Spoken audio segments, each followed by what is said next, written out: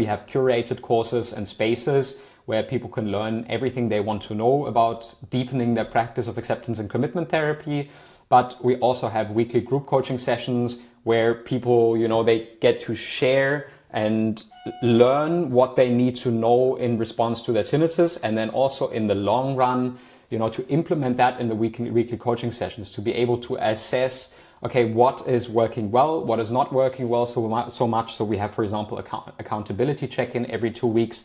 That is an event where we set up goals for every individual member and then see whether they have been able to achieve their goals, or if not, what we would have to change.